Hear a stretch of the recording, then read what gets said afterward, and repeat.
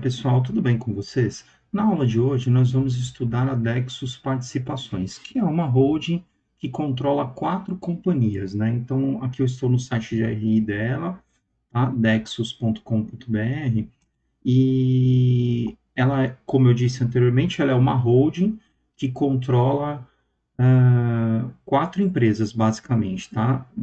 E divididos em segmentos distintos. Então, o primeiro segmento aqui que nós temos é o segmento químico, tá?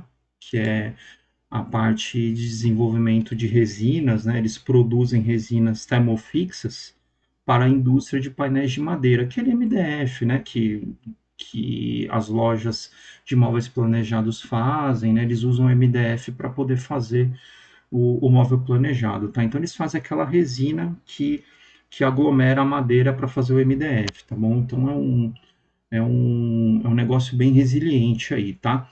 Ela lembra muito a Dexus Participações, a Unipar, lá naquela época que ela custava R$ 9, R$ 8, então é uma empresa rentável. Daqui a pouquinho eu vou entrar nos indicadores de valuation dela e vou passar para vocês também o release de resultados do terceiro TRI de 2024, tá bom? Aí tem a Copenor também, que é a companhia petroquímica do Nordeste, né?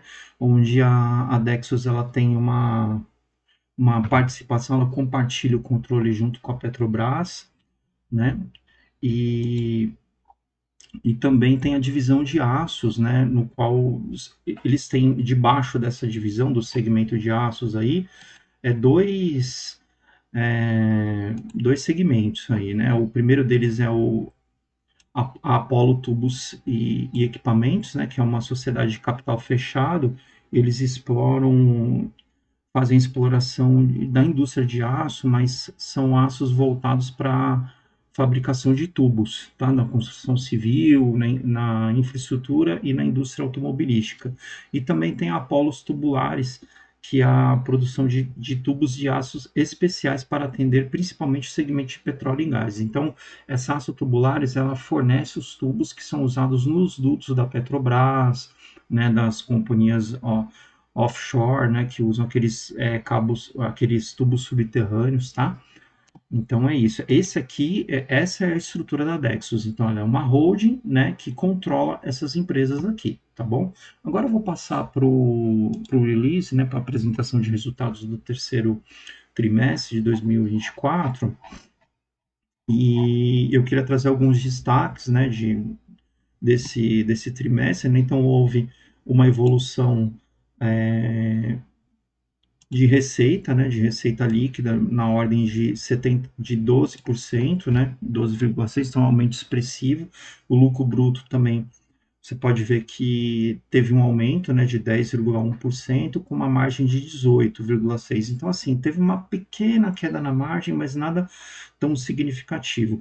Ela tem um EBITDA ajustado de 61, teve, né, um EBITDA ajustado de 61 milhões, então um acréscimo de 9,2%, tá com uma margem também de 12,3%. Então está dentro do aceitável. O lucro líquido ajustado saltou, né, para 38,5 milhões, um aumento de 27,6%, com margem de 7,8%.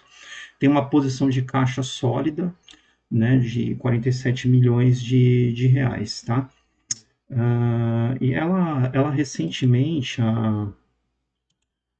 a Nexus pagou dividendos também, né? Ela tem um payout, eu acho que por volta de 5,6%, um payout não, um dividend yield de 5,6% mais ou menos, tá? Depois eu vou confirmar isso no site do Investidor 10, tá bom?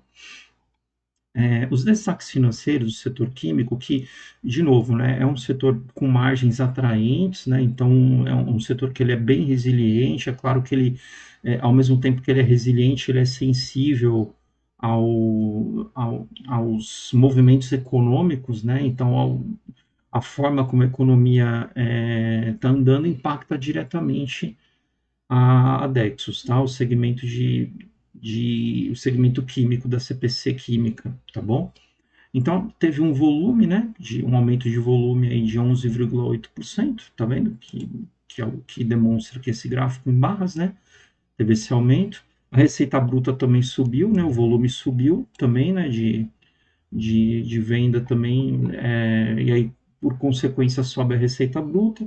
O EBITDA também acompanhou, tá vendo? Veio subindo, né? Lembrando que o EBITDA é o lucro operacional da companhia, tá?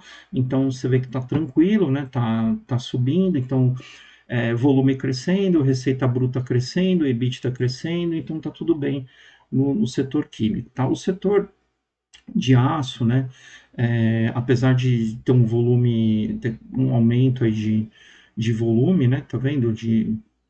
Do terceiro trimestre 23 para o terceiro trimestre 24, houve um aumento expressivo, né? Também, mas no cômputo dos 9 meses, né, ano contra ano, 23, 24, teve um decréscimo de 2,2, nada muito expressivo, tá? A receita bruta teve um aumento do terceiro trimestre 23 contra o terceiro do trimestre 24, mas no cômputo também dos 9 meses teve uma pequena redução aí de 19%. Também nada muito que se preocupar, né?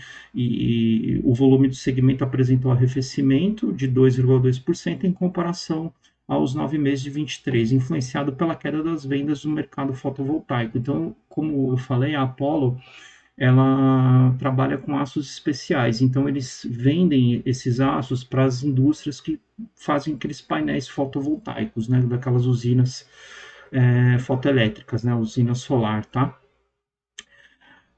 Então, o, o destaque operacional consolidado, né? Como eu falei, houve um aumento aí de receita bruta, né? Mais pelo aumento do segmento químico, né? Você vê que ainda assim, no resultado da Dexus, a CPC Química representa um volume expressivo de receita bruta, e é de se esperar isso mesmo, porque o setor químico ele é bem resiliente, né? Apesar de sofrer reflexos da economia, mas sempre existe uma demanda pelas resinas, né?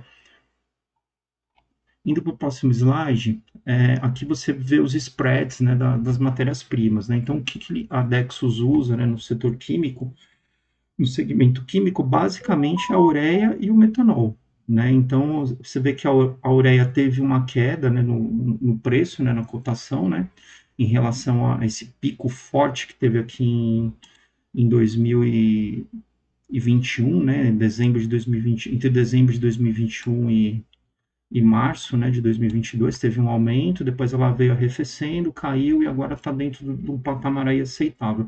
Isso faz com que a margem do segmento químico ele fique ainda mais atrativo, né?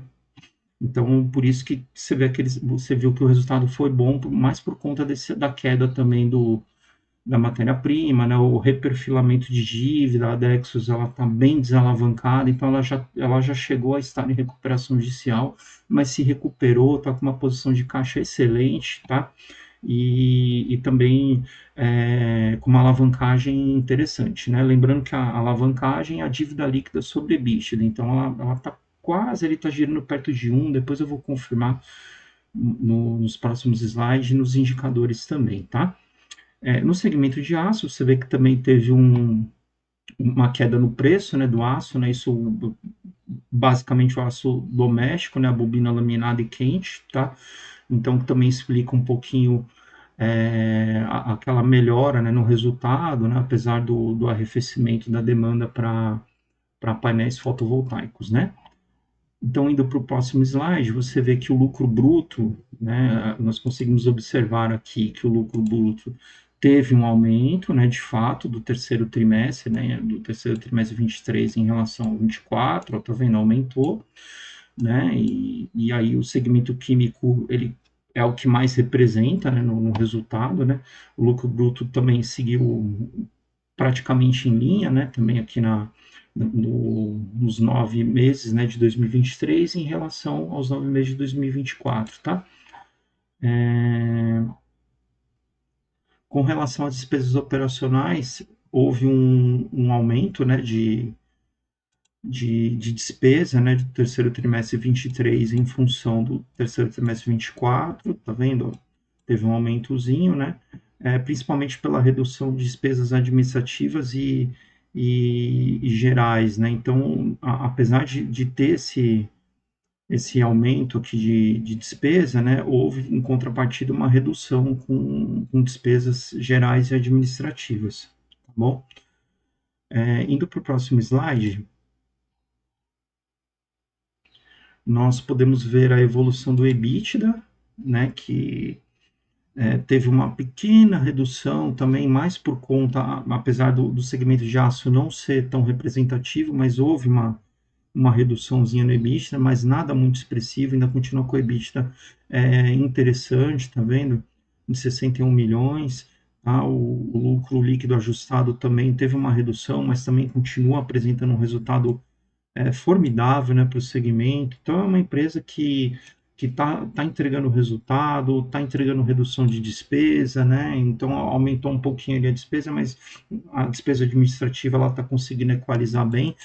A parte de alavancagem, a dívida também ficou excelente, eles conseguiram reduzir isso, tá vendo? De 2019 caiu para a dívida líquida negativa, inclusive, tá vendo?